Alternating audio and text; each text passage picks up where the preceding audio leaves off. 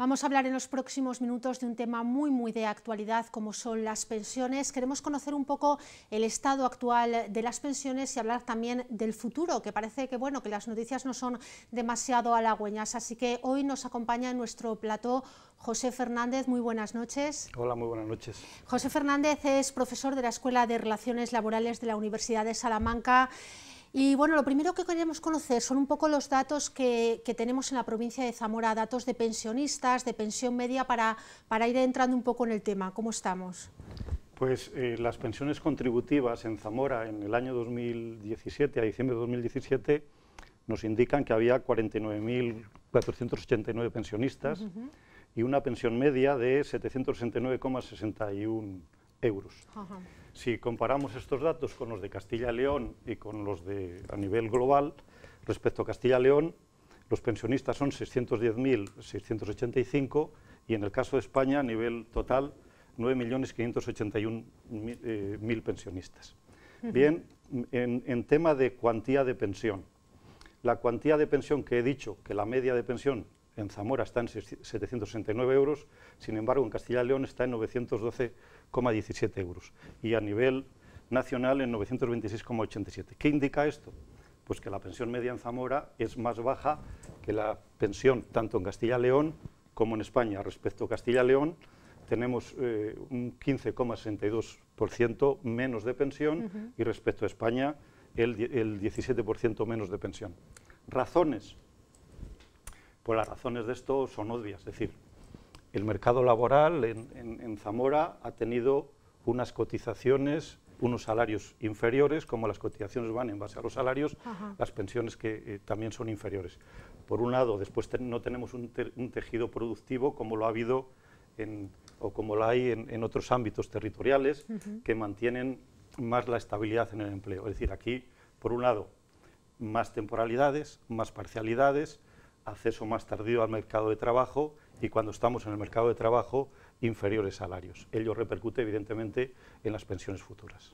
Influye mucho también que a lo mejor en la provincia de Zamora no hay demasiados trabajos muy capacitados, que a lo mejor eso se pueden concentrar más en Valladolid o en Burgos, por ejemplo. Sí, eso también es una razón evidente, es decir, mientras que los trabajos más cualificados tienen unos salarios más elevados, evidentemente conlleva que también existe más base de cotización y más pensión futura, que en el caso de Zamora, que son, digamos, actividades más manuales, más precarizadas, etcétera.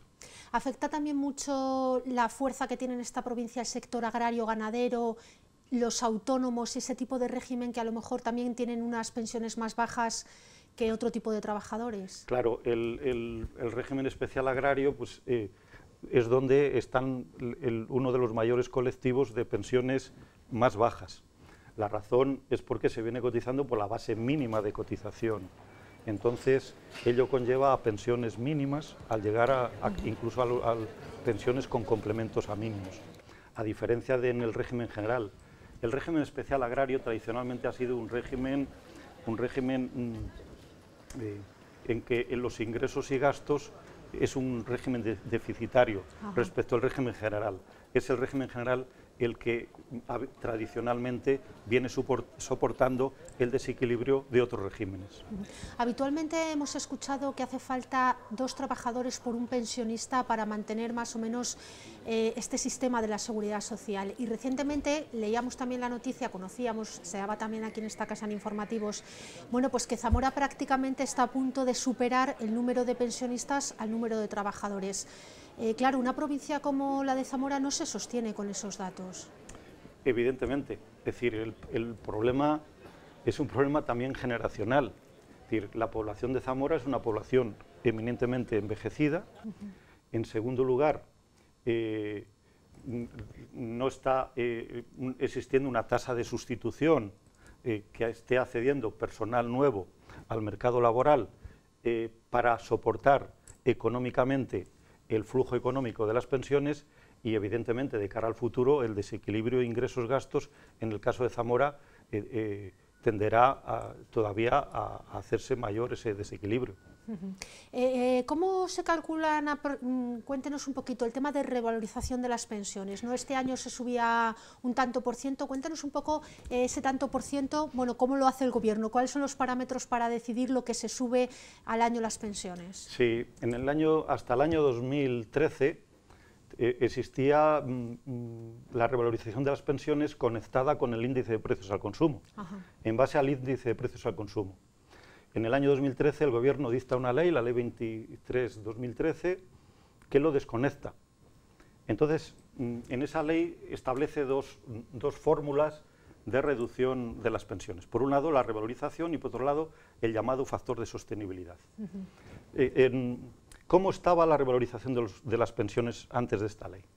La revalorización de las pensiones estaba establecida, había una fórmula estable que se calculaba en base al IPC previsto de noviembre a noviembre, y si el IPC real evolucionaba más, superaba el IPC previsto, después había una fórmula por medio de la cual se le daba la diferencia entre el IPC previsto y el IPC real, es decir, de tal manera que se mantenía el poder adquisitivo de las pensiones.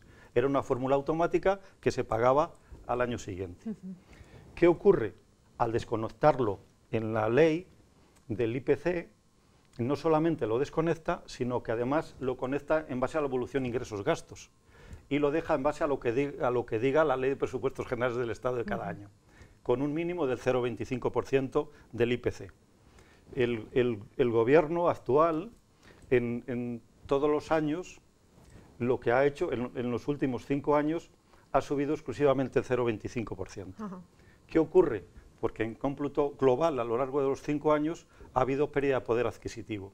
Y fundamentalmente, la pérdida de poder adquisitivo donde se ha producido es en los 2 últimos ejercicios, en concreto en el año 2016 y en el año 2017. ¿Qué ocurre en el año 2016 y 2017? En el año 2016 el IPC subió un 1,6. La subida de las pensiones fue del 0,25. Eso significa que hubo una pérdida del 1,35%. Y en el año 2017 hubo una subida del IPC del 1,1. La subida de las pensiones ha sido del 0,25. Significa que ha perdido un 0,85. Es decir, en los 2 últimos años ha habido una pérdida del poder adquisitivo del 2,2%. ¿Cuál es en estos momentos el número de años que una persona tiene que cotizar? Porque parece que también hay cambios e incluso que pueda haber dudas, ¿no? ¿Cuántos años tenemos que trabajar para poder asegurarnos una pensión? Para que vayamos echando cuentas. Sí, en cuanto a la pensión de jubilación contributiva, venía establecido en que se podía jubilar uno ordinariamente a la edad de 65 años, punto 1. La cotización con 15 años de cotización. Bien, pero venía entendiendo con una doctrina del Tribunal Supremo que al año se cotizaba 14 pagos con la prorrata de las pagas extras, con lo cual, con menos de 15 años de cotización, por función de la prorrata de las pagas extras, 2 pagas cada año, con 13 años acaban los 15 años de cotización. Bien, ¿qué ha pasado? Por un lado, la legislación ha tirado la doctrina de las pagas extras y viene a decir que tienen que ser años cotizados. Sí. Por otro lado, se ha elevado la edad de jubilación ordinaria en la ley del año 2011, la ley 27/2011, que entró en vigor el 1 de enero del 2013, establece 2 edades ordinarias de jubilación, pero ahora con 2 periodos de cotización diferentes. Establece edad 65 y edad 67 años. Si bien hay un periodo de aplicación gradual de la ley, progresiva de la ley, que terminará en el 1 de enero del 2027. Es cuando ya entrará plenamente en vigor los 67 años. Los 67 para todos en el año 2027. Sí, pero la jubilación con 65 años continúa como ordinaria, es decir, hay 2 edades ordinarias de jubilación. Pero, ¿qué ocurre? En la edad ordinaria primera, en la de los 65 años, están exigiéndose una cotización superior.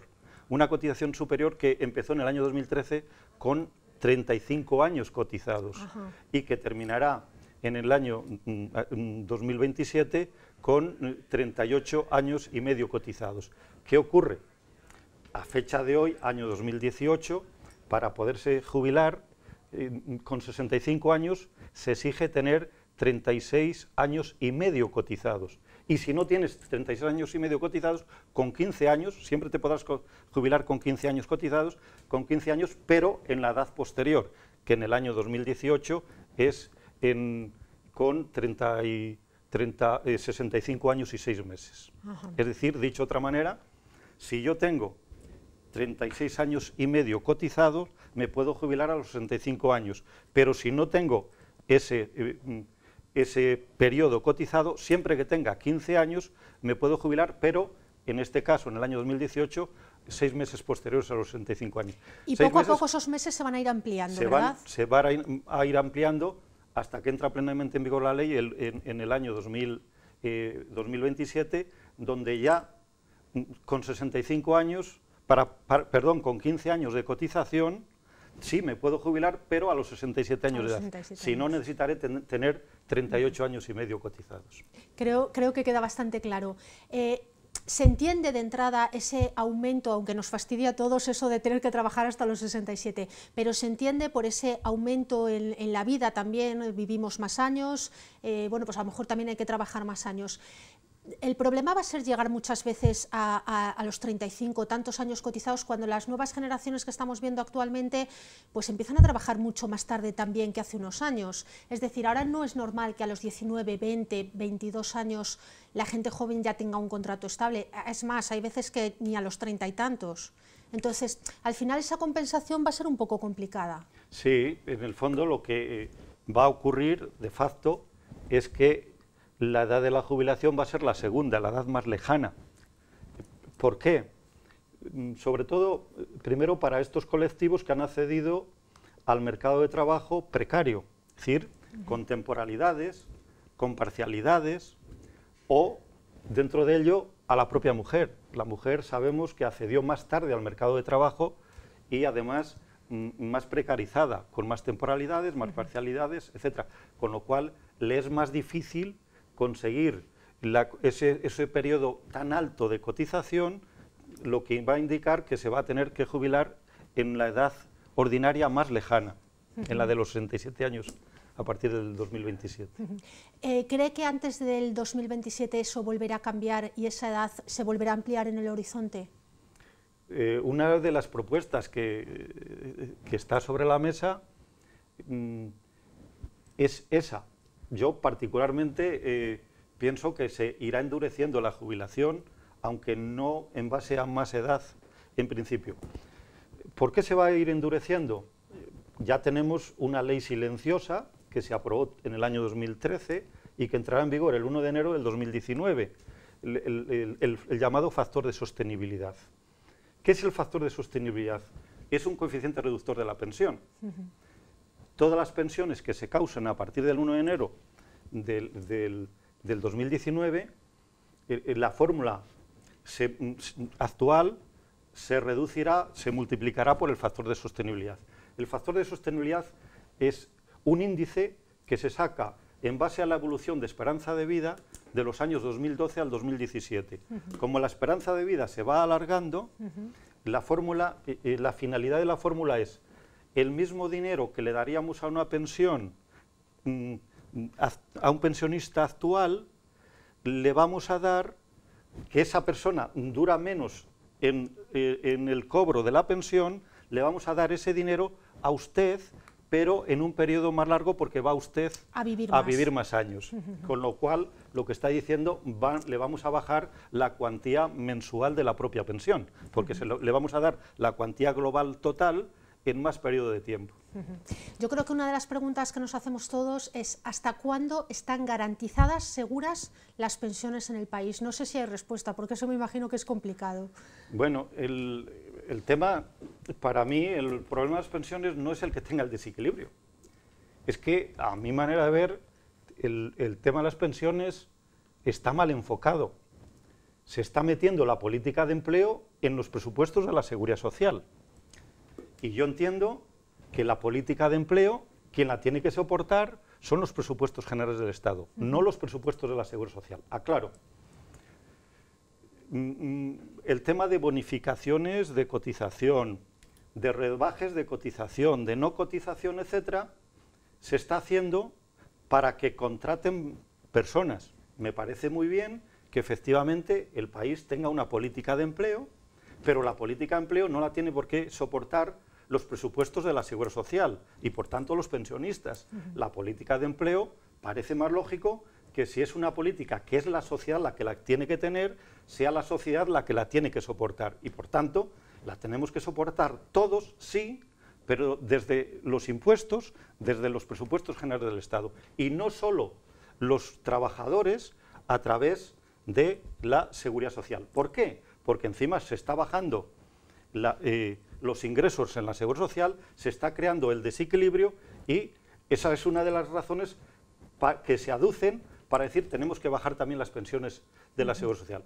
Luego, uno de los factores del desequilibrio de ingresos-gastos de la Seguridad Social es porque están metiendo dentro del sistema de la Seguridad Social gastos o no ingresos que no se tenía que producir y que se tenían que producir en otros ámbitos. Hemos oído hace muy poquito dos recomendaciones que realizaba la OCDE a España con el tema de precisamente de las pensiones. Una era la necesidad bueno, el consejo que ellos dan de que hagamos planes de pensiones privados como alternativa y otra, abrían esa posibilidad a que a lo mejor con 67 años, aparte de una pensión, si va a ser más pequeña, tengamos que seguir trabajando. ¿Son realistas esas dos opciones que ha puesto sobre la mesa la OCDE para España? Sí, vamos a ver. El tema de los planes y fondos de pensiones, de alguna manera existen intereses por medio de los cuales lo que se pretende es pues cambiar el sistema. Quiero decir con esto lo siguiente.